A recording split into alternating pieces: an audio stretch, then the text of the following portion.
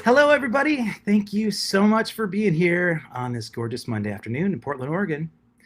If you had a sunny weekend and you were able to get out, then I'm hopeful that you got to do something um, vibrant. I was out in the woods and did a lot of hiking with my dog this weekend, breathing the air, and that sense of serenity and I think solitude was a perfect way for me to transition into today's podcast. I think you guys are going to have a really good time with my guest. But before we get started, let me thank my sponsors at 5 Star Guitars.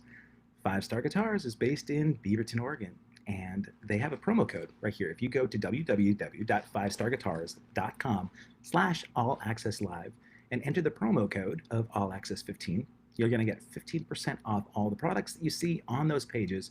They've got guitars, they've got accessories, they do lessons, and they do repairs, and there's no sales tax in Oregon. So if you're outside this area and you want to get a great deal on guitars, make sure you go to 5starguitars.com/allaccesslive and enter that promo code. You're going to get a great deal. Let them know I sent you, and they would appreciate it. I'll appreciate it as well. Tomorrow's guest was going to be Kyle Baltus, drummer for 36 Crazy Fists, and he's got a family thing going on, and so he can't make it. We're going to reschedule that one, but I do have an amazing guest on Friday. So I've got Mike Collins, who's got his new album from Rooftop Screamers coming up. We're going to talk about that and all of his newly awarded accolades. So now, 5 Star Guitars info is done. I want to introduce to you somebody that is all about the love. It's her slogan for her company. She is one of my favorite people on the planet. She's known by everybody here in Portland as this wonderful, not only award-winning chef, but she's also the warmest person that you can meet. So with no further ado, please welcome my friend, Lisa Schroeder. How you doing, Lisa? Thanks for having me, Kevin. Good to be here.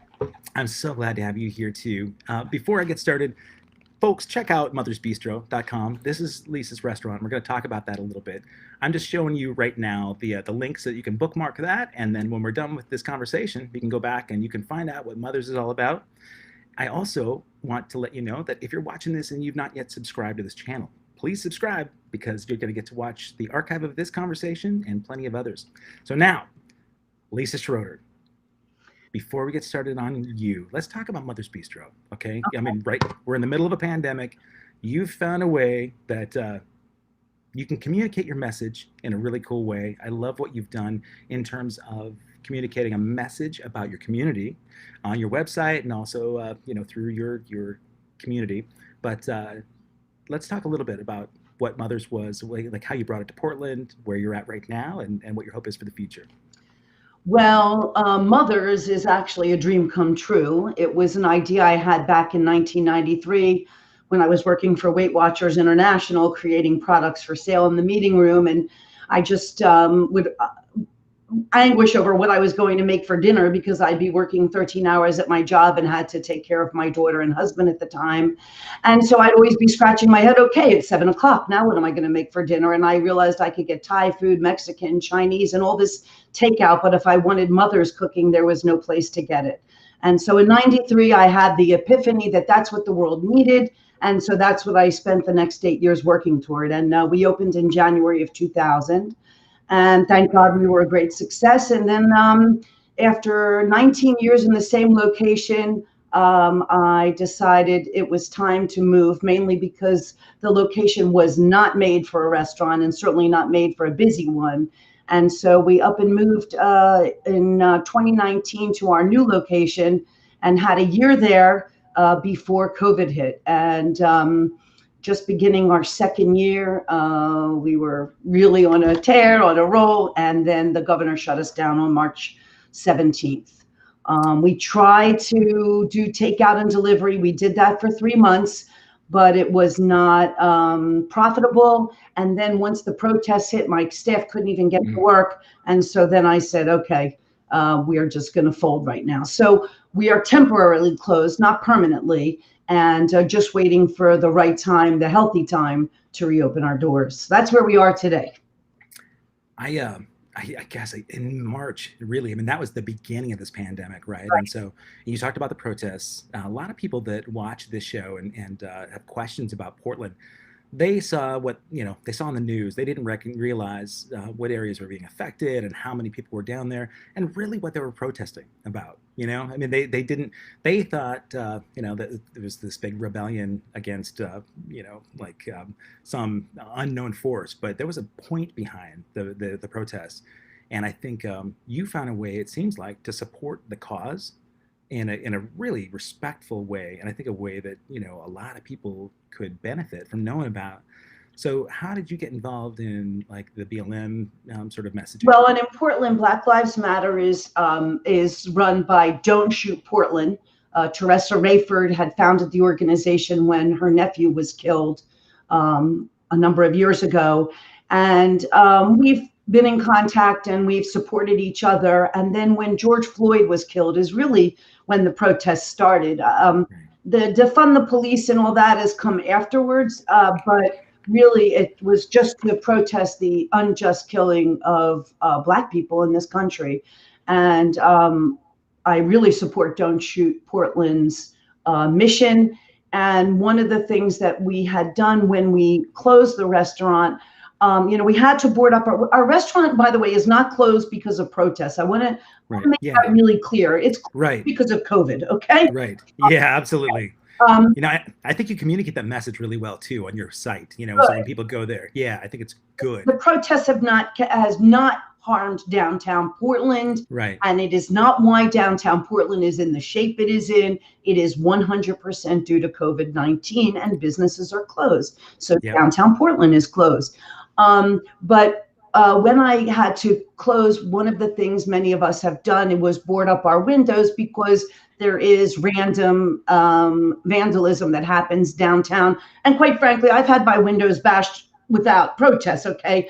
I've been repairing windows for 20 years. But I felt it was a good idea to keep them boarded up, especially while we're closed. And I didn't want to just board them up and throw anything on them. I felt it was important to have a message. And so one of my employees, Sochi Rucalabra, was an artist, and I had asked her if she would be willing to paint portraits. Well, together we realized that we should paint something that is a tribute to those who have lost their lives unjustly. And so she has painted portraits of children who have been killed at the hands of the police across the country over the years. And so it's a tribute to them because, as one of my windows says, all mamas were summoned when George Floyd called for his mother.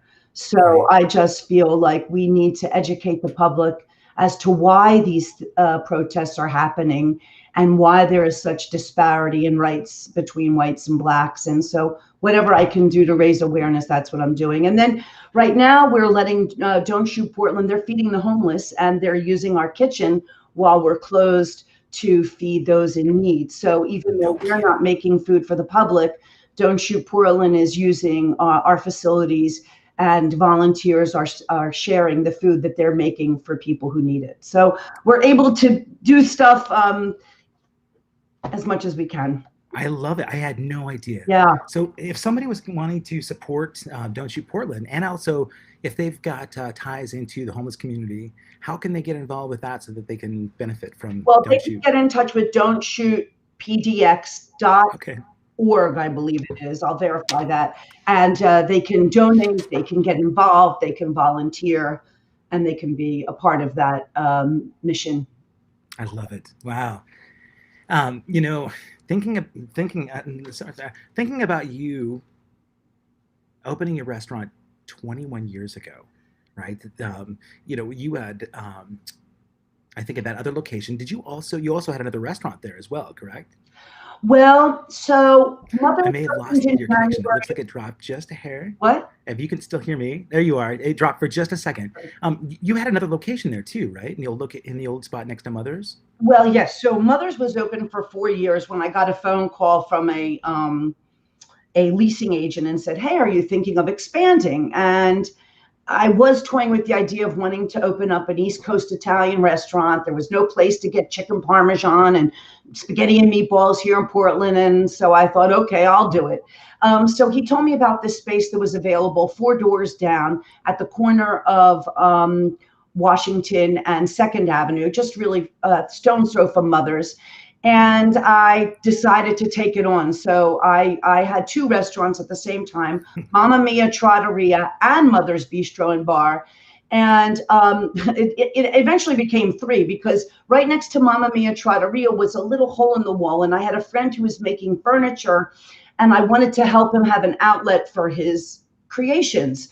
And so I also took the space next door. But then he said, well, if we're having furniture, maybe we should have espresso. Well, if we're having espresso, maybe we should have sandwiches. Well, that morphed into Balabusta, a little deli where I cured my own corned beef and steamed it and cooked it. I said it took longer for me to make my corned beef than it took God to make heaven and earth.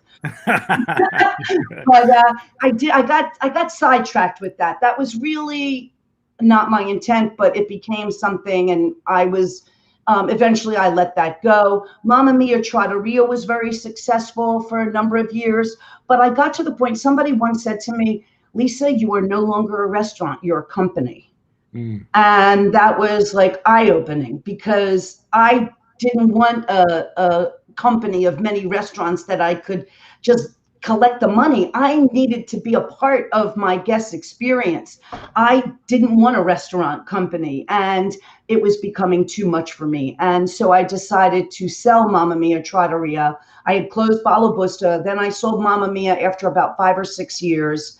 And so by 2011, I was back down to one restaurant that I could focus on, Mother's Bistro and Bar. And my lesson there, and I tell anybody who wants to open up another business, another restaurant in the same city, I say, don't do it. Polish the apple, make it the best it can be. Keep making that better and better, and market it, and you will make as much money as if you divided yourself in two and opened up something else. So that's my very important life lesson, and that's what I'm doing. We moved Mother's, and now I will be exclusively focusing on that. I think, it's probably great advice, not just for the restaurant industry, but I think people get spread out, right? They've got ideas, and it's not that they're trying to be greedy and make a bunch of money, but I know personally, I can't get 100% if I'm doing 5 different things, right? Trying to be a jack of all trades makes me a master of none. So and especially the way your work ethic is, I cannot believe how much you work.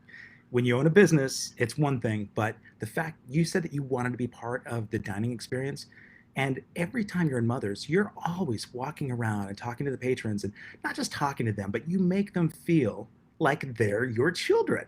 Mother's is all about it, right? So, have you always been that sort of maternal, nurturing person?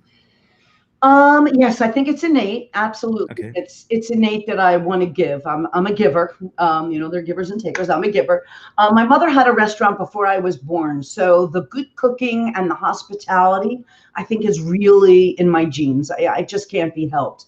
But when I'm at Mother's and I'm in the dining room, I'm surveying the whole situation. Bing, bing, bing, bing, bing, bing. I'm like looking at, okay, this needs water. Oh, this needs to be cleaned. Oh, I see something on the floor. So while I'm in the dining room, I'm always working. I'm always looking for a hole that needs to be filled, a place that I might be able to be helpful, or something that needs to be done. And then while I'm around, I get to talk to my guests and make sure they're happy. But yeah, it's constant work. And yeah, I work a lot.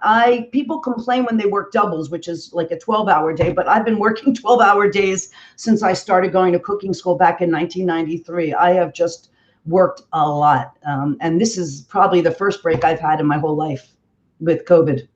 Maybe there's a blessing, right, in some of that. I mean, there's silver linings everywhere, but Oh, it, Kevin, I yeah. absolutely, my glass is always half full. We were talking about depression, but I think one of the great genes I got was that I always see my glass as half full rather than half empty. So even with COVID, and even though my business is closed, I'm on unemployment, we're not making any money, and there's a lot of scary things happening. The upside is that all of us who have worked so hard in the business, who have worked our butts off, my staff who've worked so tirelessly, we are getting a break. Yeah. I appreciate every moment of it, and I think we'll come back that much stronger. But I appreciate this downtime. You know, I'm trying not to have this sound like an interview, because I know that I really love getting to know who you are, and I want to share some of that. but I have all these questions about some of the formation of your work ethic. And you talked about going to cooking school, and I know that you were actually trained like in France, right? You actually went to school in France. You want Well, to I went to the Culinary Institute of America in Hyde Park, New York for 21 months.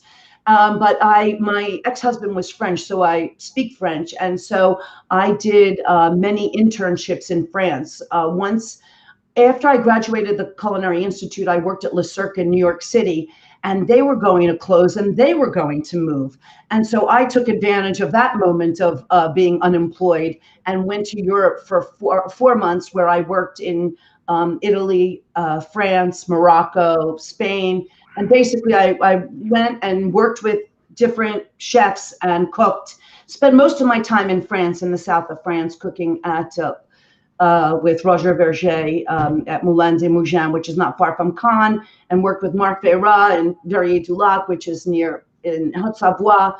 I tried to work in Italy, but they wouldn't let us work because they were afraid we'd take jobs away from the Italians. So even though I was working for free, we couldn't get a free job in Italy. But one interesting thing is one of the things I did is I wanted to go to Morocco because my first husband was Moroccan, Moroccan French. And my in-laws and I would cook together, and they would show me how to make a couscous and how to make a tagine. And so when I was going for my European trip, I said, well, I want to go to Morocco and I want to see the food firsthand. I really want to go there and just see the food and how it's made.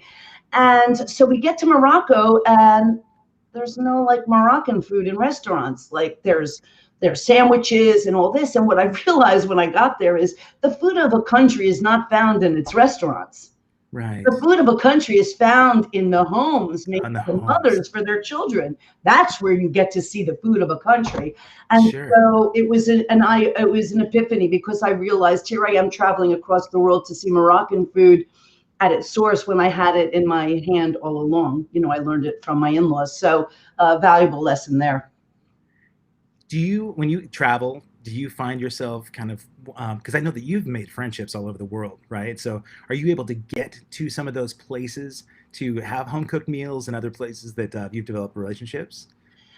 Yeah, and actually, I recommend anybody who travels try to get to know the people who live in the city. Get yourself invited. But when I was in Morocco, we had the good fortune of strangers came up to us and said we were in a town called Asila, and they said, "You want a good meal? You follow us." And we were really scared. Who were oh my God! But my friend and I followed him, and we ended up in somebody's living room getting an amazing meal. And for example, we went to Sicily on our honeymoon, Rob and I, and Rob has cousins in Catania.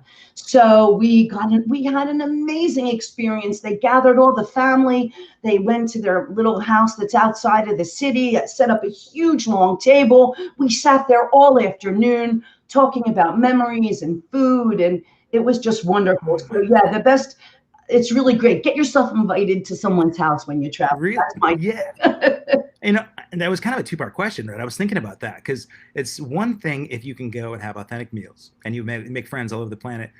Because you've been so involved with food and culinary, is it hard sometimes to go and have something poorly prepared and be cordial about it? No, because nothing tastes as good as something made by someone else. Okay. To me, the best food, I don't care. I never criticize food that somebody makes for me. For me, it's a gift. So no, I am absolutely not critical. When I'm paying $500 for a meal, you can rest assured I'm very critical. Right. Not when somebody cooks for me. Nope. You haven't eaten my cooking, so I'm a single dad with an Instapot, right? So but one of the things that I love to do on the show, oftentimes it's musicians, right? But I love conversations about guilty pleasures. Do you have one? Okay, I'll set this up, right? So I had one of the guys from Megadeth, right, the metal band, a couple weeks ago, and we were talking about guilty pleasure music. What is something that somebody would be really surprised by? And he talked about disco. He said, it wasn't really cool to say you like disco unless you were really hoping to get laid, right? So, but as somebody who's worldly and studied in the culinary business, I doubt you're out looking at, buying Big Macs at McDonald's or anything like that, right? No, I don't buy. I do not patronize McDonald's. Okay, right. But like for example, I've researched all the chocolate peanut butter ice cream that exists, and my Oh, favorite is Tillamook.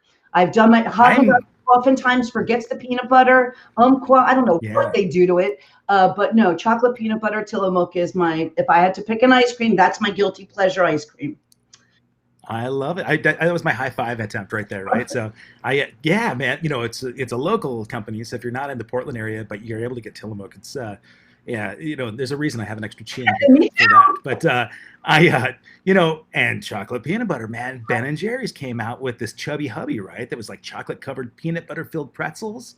It was like that was a nice touch, too. right? Because you got the sweet and savory, but yeah, the Tillamook, good And then stuff. as far Anyway, as music, I'm really bad. I go to Burning Man every year, and I didn't go this year because it didn't right, happen. yeah, But I am a big fan of house music, and there's just a certain kind of thumpity thump thump and DJs that I just love to listen to. And it's like it's on I'm on SoundCloud, and I follow certain of these DJs, and people can't believe that this is what I'm in the car and I'm listening to it. And normally you'd be dancing to it, but it allows me to have a clear head. There's no words, so I don't sing along, and it just gets me going. So that's what I listen to. Rob, of you, course, Rob is very educated when it comes to music, so I let him pick whatever else I listen to. But otherwise, it's my DJs from Burning Man. yeah, I'm not surprised by that, honestly, because I think about if I was going to take an X-ray of your head and thinking about all the stuff that you do, where you're going all the time, it's kind of like what that music does, right? It's a constant pulse. It's just going. There's tons of energy. I can picture guys in, with little glow sticks and, big cat in the hat hats inside your brain. I actually at the parties that you've had at Mother's too, you've had great DJs come in and bring in some Yes, good house music. And yeah. I think did you have Minaj in there at one point? DJ Minaj? No, I had DJ Romo and DJ. I might have had Minaj. Oh, but Mumu, DJ Mumu. Okay, And then we tried to have him come for happy hour. We tried to do that, throw the spaghetti against the refrigerator and see what sticks. right. DJs at happy hour were not a big thing in Portland. And there's also Eric Hedford, who was used to be the drummer for the Dandy Warhols. Right. He did a 70s disco night at a local place. And so we had him come and actually went for Rob's birthday. That's right. We had him come, and it was like a 60s, 70s retro funky birthday, which he turned out and proposed to me on that day. I was there. That was unbelievable. Yeah. He had that crazy like Saturday Night Fever suit on. Yeah. And, Yep. yeah. Oh my God. Yeah. So I love the dance music. I love it too. I mean, DJ Aquaman, that's his name, DJ Aquaman. Okay, yeah. When it's really cool to hear somebody's varied music taste, especially if they're not a musician, right? I'm always interested in that because I can't listen to music without studying the drummer, and I was never a lyrics guy until the pandemic. That's the time I finally slowed down and I started listening to the lyrics.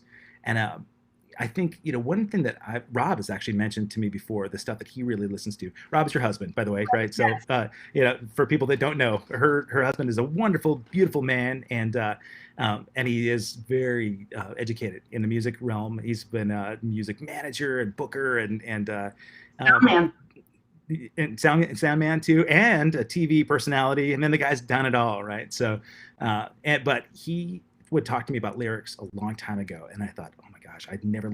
They're huge songs that he's talking about, big, like epic, iconic arena rock songs, and I felt guilty. But that's part of my guilty pleasure, right? I didn't recognize those things until now, and it's cool because I can discover music in a whole new light. As a restaurateur and a culinary expert, are you able to kind of discover maybe some new foods and meals from other countries that you were never into before, but something, whether it's, okay, well, let me ask you. I know you don't watch a lot of TV, right? Right. Do you ever watch any of the cooking shows? Never. Never. Okay.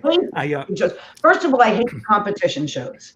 I don't watch reality shows, can't bear it. And then the competition shows, I really can't bear it because it's all fake drama. Right. And then somebody turned me, somebody feed so and so. Somebody told me that there's a show. Oh, I really love this show. And this guy goes around and he eats everywhere. And I don't see this as fun. Right. Well, I want to do that job. Exactly. I'll have Yeah. experiences. I don't want to watch somebody having the experiences. And that's kind of how I live my life. I don't watch it on TV. I just want to live it. So Yeah. that's really how I roll. Every time I turn on the TV, I try, and then boom, there's like a 5-minute commercial for some diabetes medicine. I'm like, what am I doing? Why am I eating? So I don't even try. No cookies for me. I can't bear it.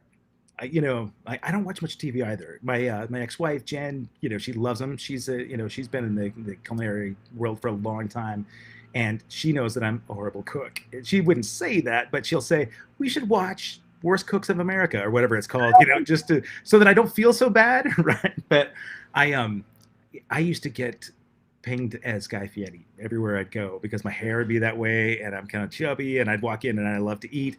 And actually in Buffalo, went in at the Anchor Bar to go in and get real buffalo wings, right? And people came up and said, hey, you should be getting free wings. And I thought, I don't think that's flattering. Honestly, I can't stand to watch because he's a sloppy eater and it's all gross. But and it's all hype. It's just hype. Yeah, drama. Yeah, well, and we don't need more drama in our lives, right? So, what about bucket list places for you? Like, for me, like I said, I try when we're touring with the band. I love to go in places. I'm in Buffalo. I got to get real buffalo wings, where they're named after, right? So I got to go to the Anchor Bar, and I try to find like restaurants, globally that I can do. A lot of stuff in Europe and a lot of things in Canada that, we were in Quebec City and Montreal last year a bunch, and I just fell in love with the restaurants up there. Are there places that you have bookmarked that you think, okay, when we're traveling again, I need to get to blank? Is there anything like that? Well, I do what you do. And when I travel, I look for the typical dish of the place. Okay. So if I'm in New Orleans, I'm eating beignets and gumbo. And yes, if I'm in Buffalo, I'm eating the wings. And if we're in Sicily, we're eating the seafood. So I try to eat the typical food of the area and find the place that's got the best example. If you're in Nashville, you're going to have the best fried chicken at that place. And so I do my research before we go, and then I make sure we hit those spots. I'm not one to go back to any place more than one time. Even a country, except for the city of New Orleans. I'm a Louisiana wannabe, but other than that, I want to go and try different things and see different things. And I don't think I'll live long enough to have enough time to repeat much. There's a lot of places to go. Is it Café du Monde? Is that where you go in New Orleans? You got to then use a Café du Monde. Absolutely. Right. Yeah. Yeah. Bill Wadhams and I, man, my first time, Bill brought me there for the first time, and I go back every time as well. Yeah, a beignet anywhere else is not the same. It's just not the same. You have to have it there. Same thing like a muffaletta. You got to go to Central Grocery. Any other muffaletta, And you did that for Rob, right? For his birthday this last year. Didn't you order him some muffaletta from New York? A company called Goldbelly that'll ship iconic dishes from restaurants around the country.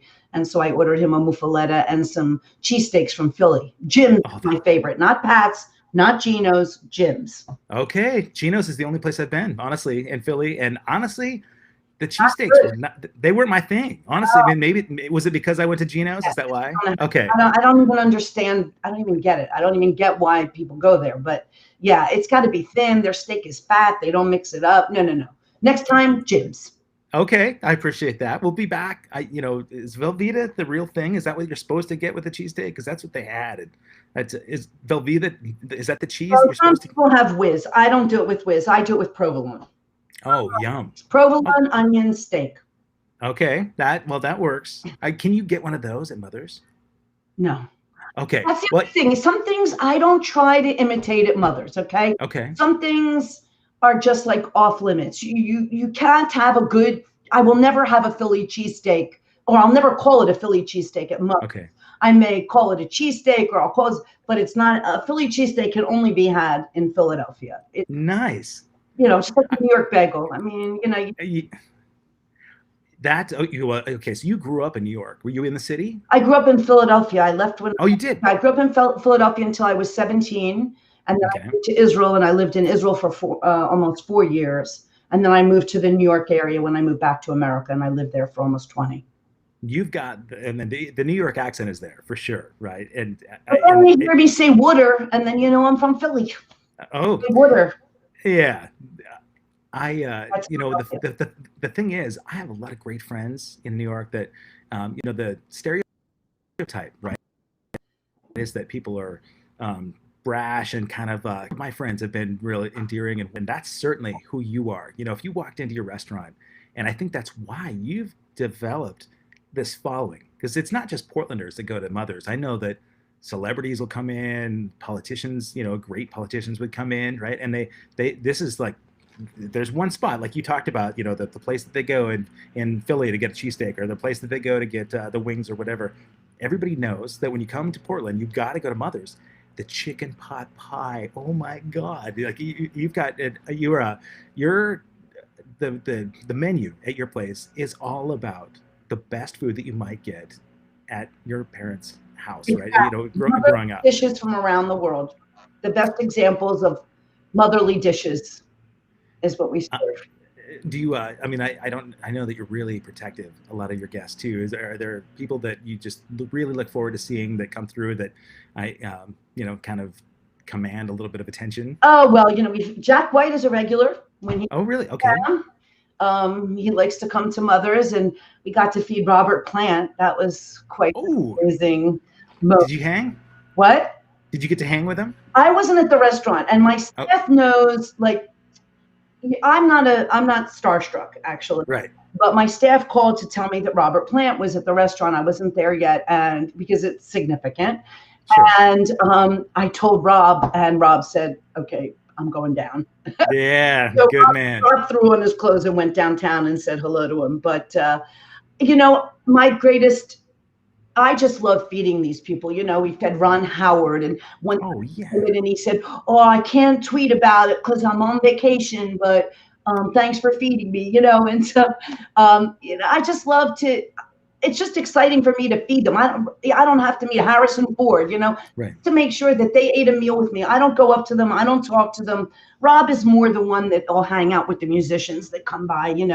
Los Lobos are regulars, and Steve Berlin lives in town, so they like to come. And Stevie Wonder's band is eating with us, and Katie Lang's band, not Katie Lang though, but her band is eating with us. So we get to feed a lot of great musicians, and mainly because honestly, I treat them.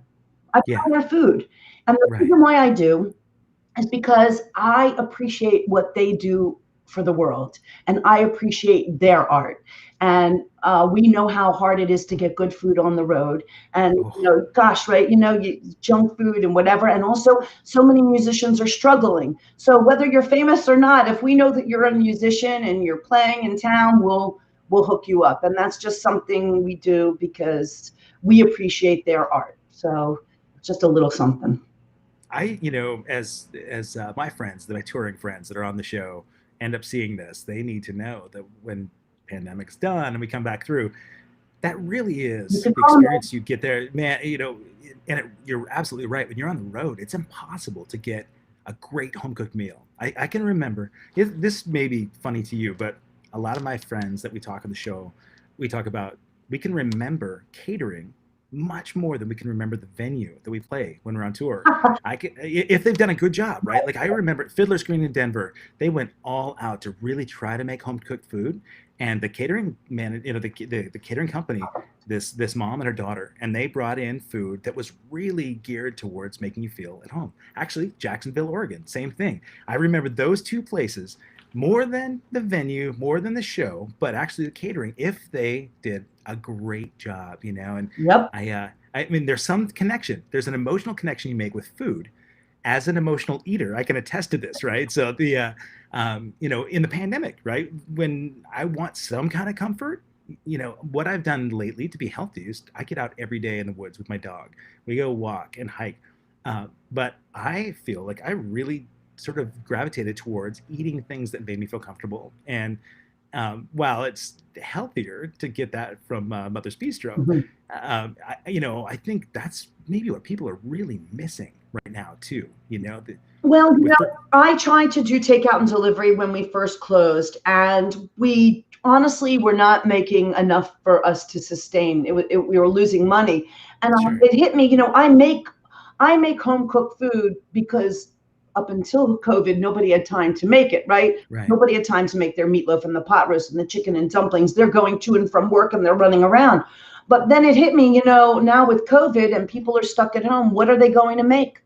They're going to make the food that I serve. So But not like you. well, that's but I felt like that's why I didn't feel that it was smart for me to stay open right now and let everybody have at it. Let them make their meatloaf, and I've got Mother's Best Cookbook. They can follow that, and Really? it seems to me like yeah, it's in there. But you didn't know I had a cookbook. I didn't know this. No, I'm gonna put a link to the ad, man. Show us that, baby. You can get it from on our website. You can get it at mothersbistro.com. But all my secrets are in here, and I even give salt and pepper measurements. Oh, really? Okay. Yeah, so you can't fail. You cannot fail if you follow the recipe. Okay, I will take that. I love the book, but the reason why I say that is that when COVID hit, I was saying to myself, you know what? People don't need me. They can make this stuff, but they can't make Thai food and Chinese food. So it's okay that that they're getting the food from there because it's something people aren't making at home. Yeah. Do you have you mentioned Thai food or Chinese food. Is there another ethnic food that you like? It's kind of your favorite? Indian. Oh, yeah. I mean, I love Indian food, saag paneer and chana masala, and oh yeah, I love Indian food. Are you a red or yellow curry person? Well, neither red nor yellow really is prominent Okay. in Indian food. Really? It's curries they are neither red or yellow. In Thai food, they're red and yellow and green, but Yeah. Indian, it's not very curry-ish. Okay, I didn't realize. Well, see, there you go. That's why I need the education in the restaurant. And Mexican, I love Mexican food. Okay, give me a taco and I'm a happy camper. Okay, yeah. Do you have a favorite Mexican restaurant? Anywhere? Actually, oh well, La Superica in Santa Barbara would be for all your people who are watching who are musicians who travel around. They'd want to go there. I mean, locally we go to we've patronized Nuestra Cocina before COVID, but now not really much. And we found I can't remember there's one near here that we go to, but it's it sustains us. It's good. Nothing really I wouldn't travel around the state to get to this place. Oh, did you have a place in the state that you would go? Okay, I'm going to back up. All right. The guest I had last week, wonderful. Do you know the Dragon Tree Spas here in Portland? Yeah. Okay, so Brianna, the owner of the Dragon Tree, is an old friend of mine. She had been a waitress at this Chinese restaurant in Helena, Montana, when I was a kid. She's 5 or 6 years younger than me, but every birthday, my parents would drive me to Helena to get this place, Yatsun's restaurant in Helena. And then when we first met and we talked about it, she said, I worked there all through, high school and beyond. And it was more comfort, right? It was good Chinese food, but if I were to go back now, it's just the memories of being younger and the connection that people make between the food that they have when they're younger and the part in their life that was sort of a formative part, in their life. So growing up in the places that you did, were there places that kind of formed your interest in food? Well, my parents were gourmands, and I grew up in Philadelphia. So, we would go to Chinatown in Philadelphia. My father would say, eat whatever you want. That's how they showed me love. I could order lobster cantonese and they didn't bat an eyelash. So here I am, a 10-year-old eating lobster and loving it. So, my mother was a great cook. So we'd have hard-shell crabs in Philly and lobster. And Jimmy's Milan was an Italian restaurant that we went to every Friday night. And it wasn't Southern Italian, it was Northern Italian. And I was raised on really good food. So I had the benchmark is high for me to try to attain, throughout the rest of my life. That, it's almost a Wait, my husband is writing notes on the side. He's in the chat, reminding me of things. And yes, there is a Mexican place that you could drive around through Portland to get to, and that's Tienda de Leon. There is a place called Tienda de Leon, which is near Gresham. It's like at 148th, near a plasma donation place. Oh my God. She makes the best chili rellenos, the best birria. they supply new seasons with the tamales and the salsas. It's a really great place. Really, that is a Mexican place worth driving across the city for. And you said, what is it called again? Tienda de Tienda. Leon, Leon. Okay, Tienda de Leon. If folks, if you're in there in the chat too, my feed isn't streaming, and I apologize if you've asked questions and I'm not seeing it. Only Rob has been making comments. The feed that I have doesn't give enough of it doesn't have enough of the connection. So, so you talked about how your parents showed you love, through food. Yes. That you can see that sort of mission has carried on with you. Do you find that you and Rob, when you're not having to cook for an entire army, well, you've got grandkids there that you're cooking for as well, right? So that do you find that you and Rob cook together? Do you ever sit in the Kevin, I haven't had a kitchen for almost 2 years. The remodel. Oh my gosh, I forgot. We had a flood a year and a half ago, which took out half the kitchen, a bathroom, the laundry room, and our guest bedroom.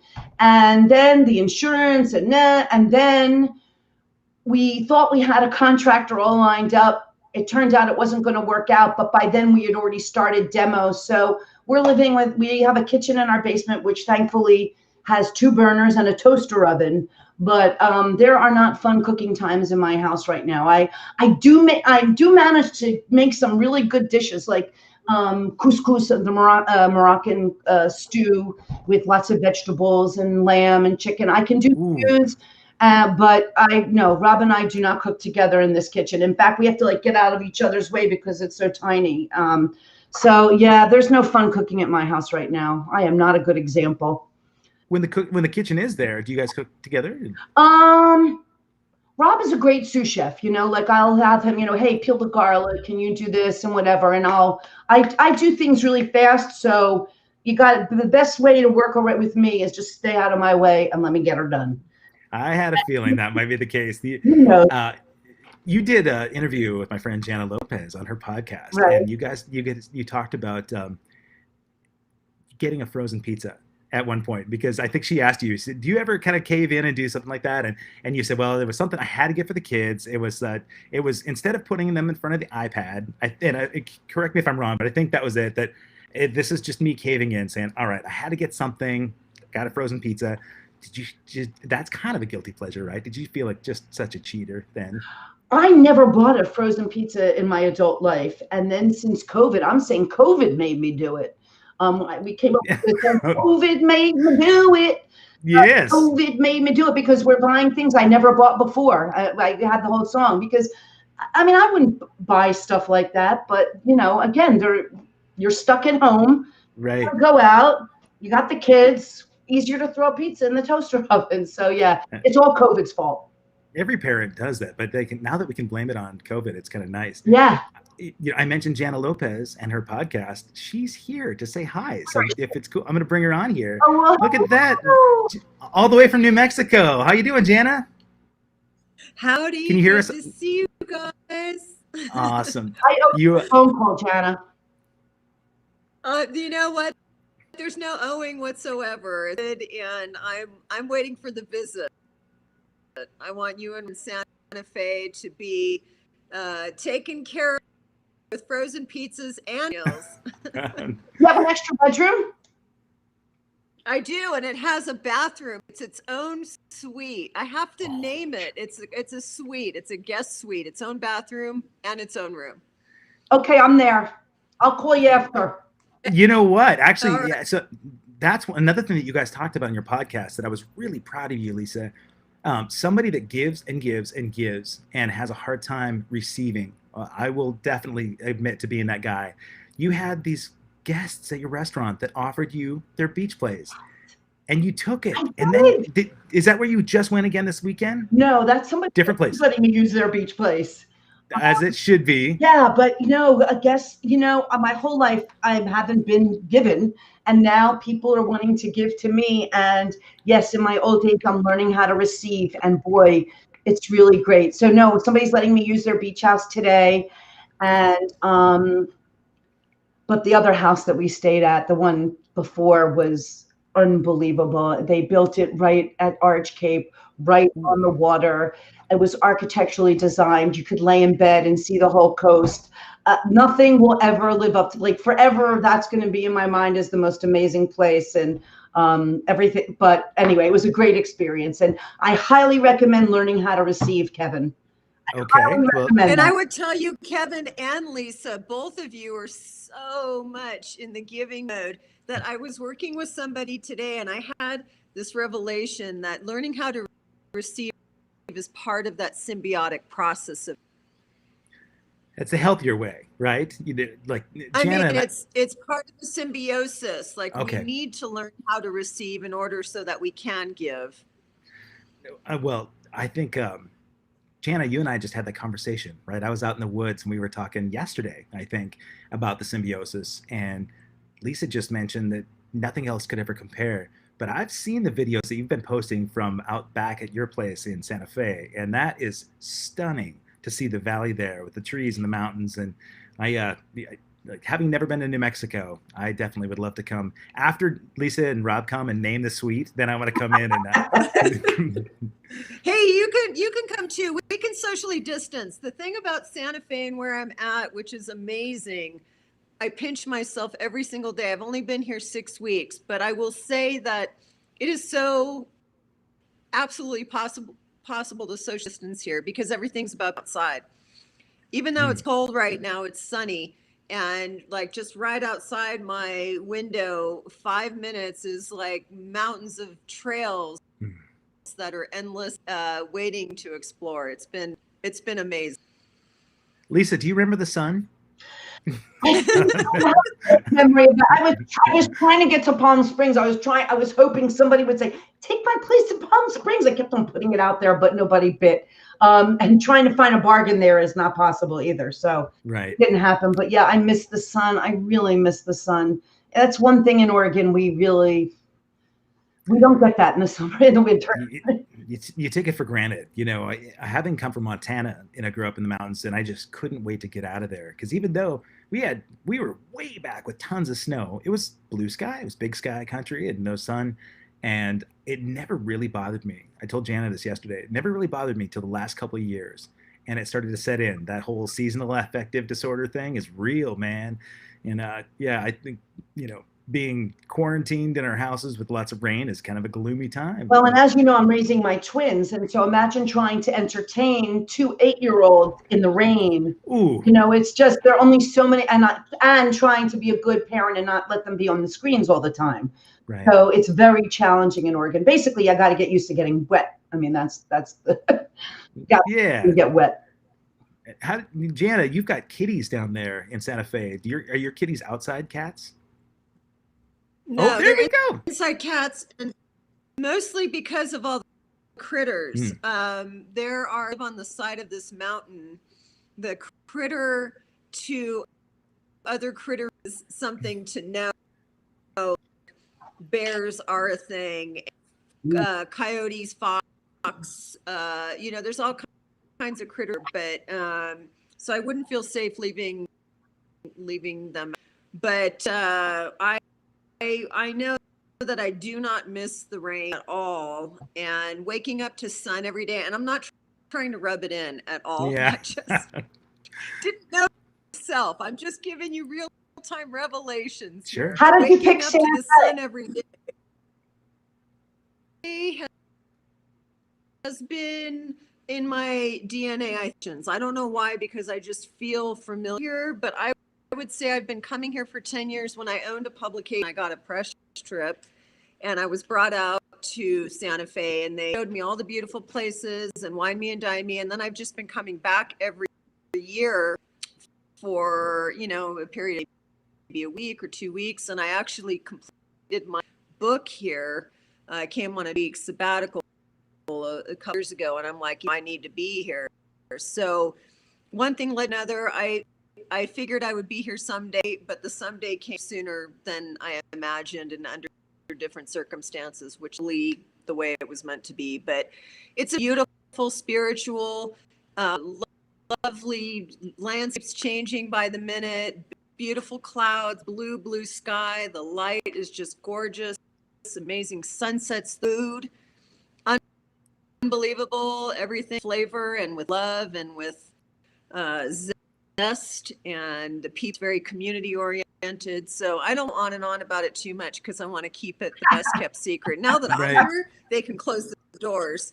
But but it's lovely. I mean, it's unbelievable just how much there is here, and I feel very spiritually the landscape. I don't know how to explain it because that sounds so woo-woo, and that's definitely not me. But I feel alive when I'm here.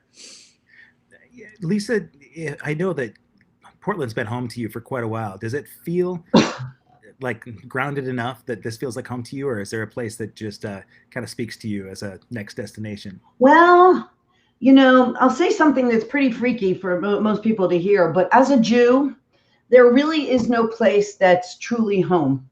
Sure. Because, I think if anything, this administration has shown that there are 70 million people that'd be perfectly willing to tell me to just get out of this country because I don't belong. And, as was witnessed by some of the T-shirts that were worn at the Capitol. So I feel like I'm a nomad. I'm home wherever I am.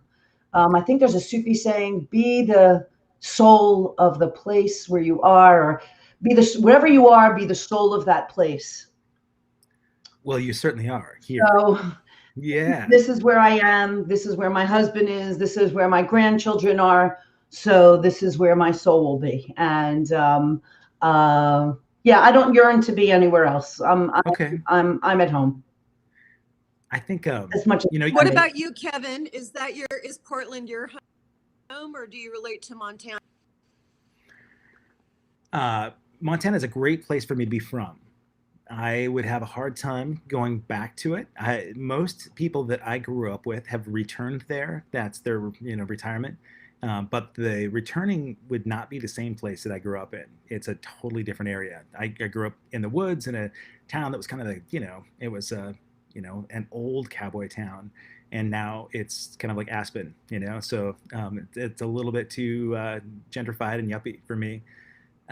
There are, when I'm traveling, I love to find off the beaten path places. I love getting to see big cities and seeing all the sights, but for me, being in Belgium and finding, this, a tiny little town off the beaten path that has so much culture and like vibe, it's not been, sort of converted to a tourist trap. Those places for me, and it doesn't matter what country really. I mean, I love Western Europe, and places like, the Netherlands or Denmark would be really, I'd love to go and be there. But Lisa, you mentioned be the soul of where you're at. It's an interesting thing. Jan and I have had these conversations about boundaries. I have horribly porous boundaries, and it's cost me in a lot of ways, right? Because as a giver, right, you're an empath, and you know how to give and share yourself so much that it takes a toll on you. When I'm traveling, I love to develop connections with people all over the world. I feel like they are, even if I first met them, I'll sit down and have coffee with them, and all of a sudden I feel like a spiritual connection with them. I feel like I want this person to be in my life forever, right? And it's intimidating to some people in a close circle, right? It's for them, they think, well, there can only be so many people inside that close circle, right? And my bubble has been not the quarantine bubble, not my coronavirus bubble, but my, my close circle. I bring a lot of people in because I care about a lot of people. And I talked about Canada. Then I go to, Ontario and Quebec.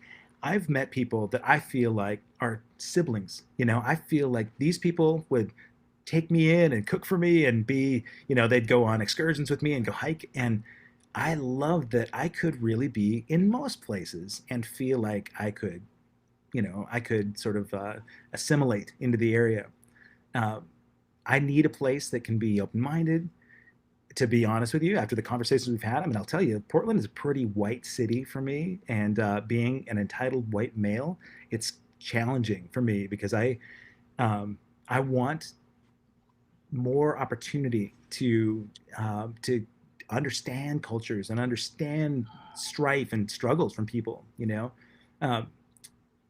Boy, I had this the first big show that Bill Wadhams and I did when we were in Animotion, we went down. My first arena show was in Miami. I was so excited to go down to Miami. It's, winter time in Oregon and it's rainy. And they picked us up in this huge stretch limo and we're driving to the arena, my first arena gig. They're feeding us well. And we pulled up to this park, and at the stoplight, I look at this park, and there are hundreds of Haitian immigrants living in this park with cardboard as their shelter, right?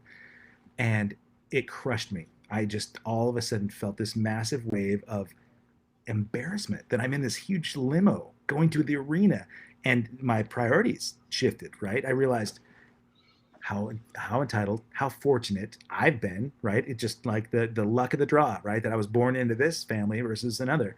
And so I try to find those kind of places where I can get to know the real people. I don't get to meet the people that paid $500 for a meet and greet to come backstage. I want to go and talk to somebody who, has worked, their entire life to get ahead, right? And so I think that's what's really cool about Mothers is that you'll have multimillionaires come in dining next to somebody that, they were working a blue collar job and they're doing everything they can to make ends meet. Every person that comes into your restaurant feels like family from you. That's what you do. You give a chunk of your heart to them.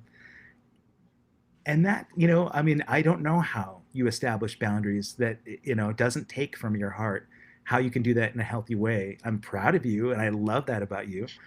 But has it taken a little bit of a toll on you over time, do you think? It does take its toll. And in fact, with COVID and being inside with the twins and Rob and, doing homeschooling, every day of the week, and it's every hour we're together, always, it gets to me. And so that's why actually I did go to the beach for 2 days by myself, alone. Yeah. Totally alone. Nobody to talk to me, nobody need anything from me because I'm so needed. And I guess it's it's a beautiful thing in some ways, and it's just it just gets to you sometimes, and you just need to take a break where nobody. And when I told you I go to Burning Man, and one of the things when I go to Burning Man, I go by myself. Rob doesn't go. I'm in the car by myself, and there's a lot of people there, but you get a lot of alone time if you want it. It's just you, yourself, and you doing whatever you want, whenever you want, which is really a great thing. But when I come back from Burning Man, as the cell service starts to happen and the messages start coming in and the phone calls starting to come in, and you start to feel like all these people and all these things that need a piece of you, you realize, oh my gosh, how many parts of you are taken away and that you give away throughout the day. And sometimes you have to get back to just getting centered. And I didn't do it this year, so I just got 2 days at the beach, so that helped. Oh man, that makes me think about conversations you and I have had, Jana. Right now in your your new sort of transition into New Mexico, you've got time right now to be thinking about unplugging all of those pieces that you've given away. You're like Lisa, you're one of those people that has served so much. And I think about both of you guys when you've had parties at your house and gatherings, it's all about just giving all of yourself. And it's a beautiful thing. It's really generous. But right now, in a whole new environment, right, where you're developing a whole new community and developing new networks of friends and business, is it daunting or is it exciting to have a new frontier? That's such a great question. I sort of, the running joke is that I've been talking to volleyballs lately. I'm not ready for that kind of commitment, but I've been alone for a long time. I've been alone for, doesn't sound like a long time, but when you're living on the side of a mountain with crappy cell phone option and it does feel like a long time. He'll eventually be joining me here.